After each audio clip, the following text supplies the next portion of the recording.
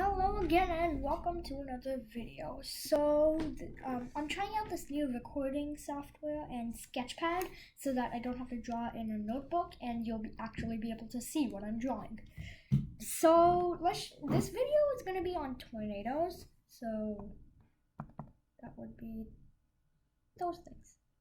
I have no idea why I'm trying to include it. So let's just take a quick recap of what we learned in the last video.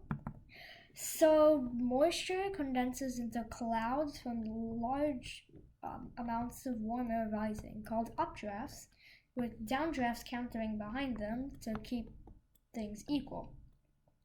But just this updraft downdraft thing can definitely create a thunderstorm, but can it create a tornado? The answer, no, it cannot.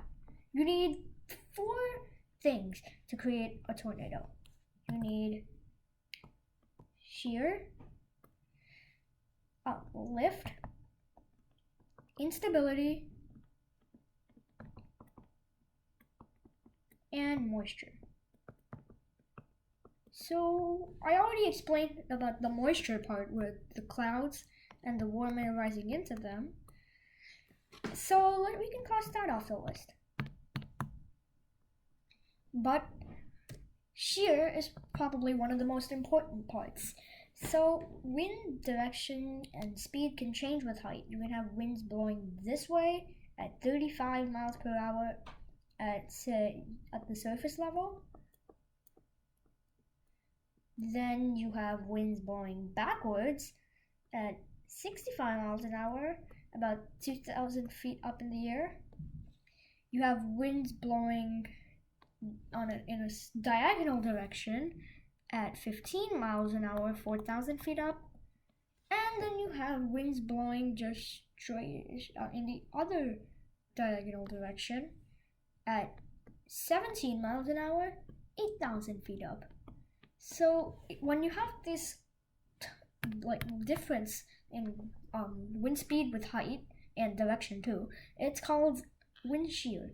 So what can wind shear do? Well, if you have winds coming in this way, winds coming in this way, and winds coming in this way, all at different levels, on top of or inside a thunderstorm where you already have your moisture and your downdraft, the three can collide, and when the air directions meet, they start spinning.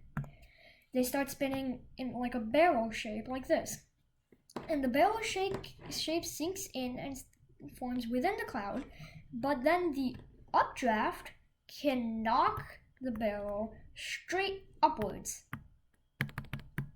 Now you have an upwards rotating cyclone, let's call it, inside a cloud.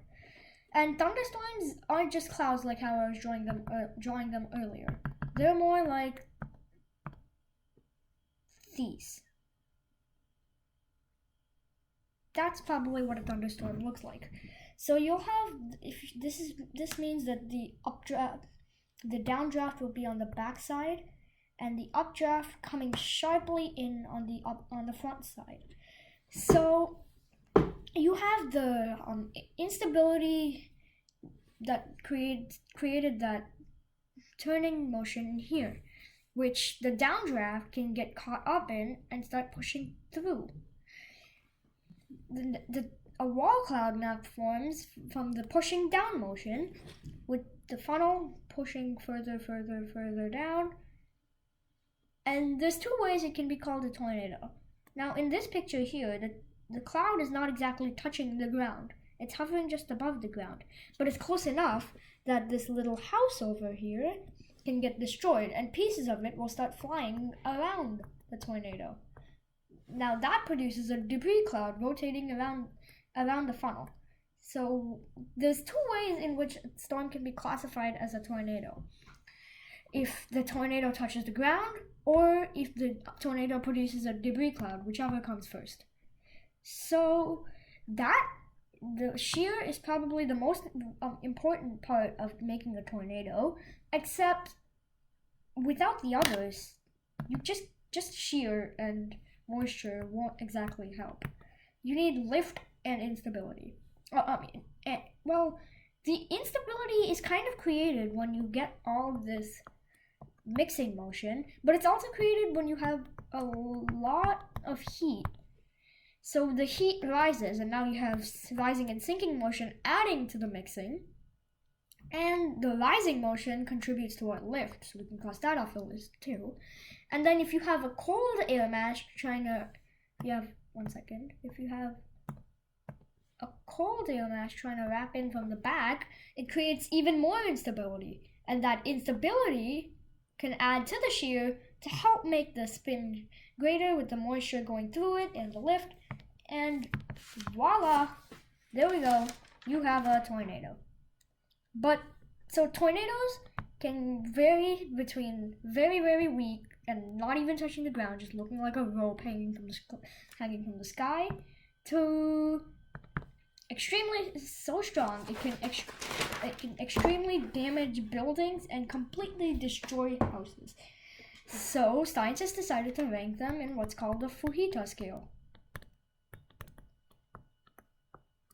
The Fujita scale is F1, F2, F3, F4, and F5. So you have an F1, which is 73 to 112 miles an hour. Less than 72 miles per hour is an F0, very minimal damage. An F1, however, can take some shingles off the tops of roofs and break the twigs from trees. F2 is 113 to 157 miles an hour. This can partially uproot small trees and severely damage the tops of houses. F3 is 158 to 206 miles an hour. This can completely uproot trees and start to damage some walls and even completely destroy the roofs of houses. And F4 is 207 to 260 miles an hour of wind, which can completely destroy trees and reduce houses to piles of rubble. The F5 is even greater, 261 to 318 miles an hour.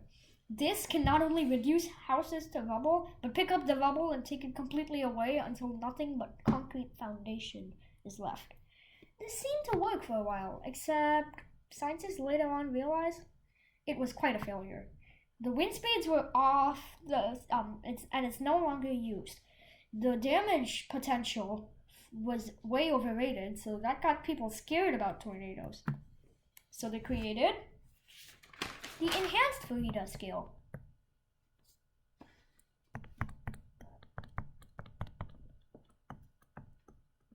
This goes from EF0 to EF1, EF2, EF3, EF4, and EF5. So an EF0 is 68 to 85 miles an hour. This barely does anything to houses. If you get hit by an EF0 tornado, barely anything can happen. 86 to 108 miles an hour, the branches of trees can start to break off and the shingles can start to be torn off of houses. EF2 is 111 to 135 miles an hour of speed. This can take the branches completely off trees, leaving the trunk standing, and severely damage or even take apart the roofs of houses. Next, you have AF3, which is 136 to 165 miles an hour. This can reduce trees to piles of branches and twigs, and completely destroy roofs of houses and leave houses unexposed, even take down a couple walls. EF4 is 166 to 200 miles an hour. This can reduce houses to rubble. And then, just like EF5, EF5 is greater than 200 miles an hour. This can just completely level the ground with debris. So that's about it for this video. I hope you enjoyed it. If you did, please hit the subscribe button while you're leaving, and see you next time. So, and lastly, if you have a question, don't be afraid to ask it. I'll always take viewer questions to answer. So yeah, ask. So see you next time. And thanks for watching.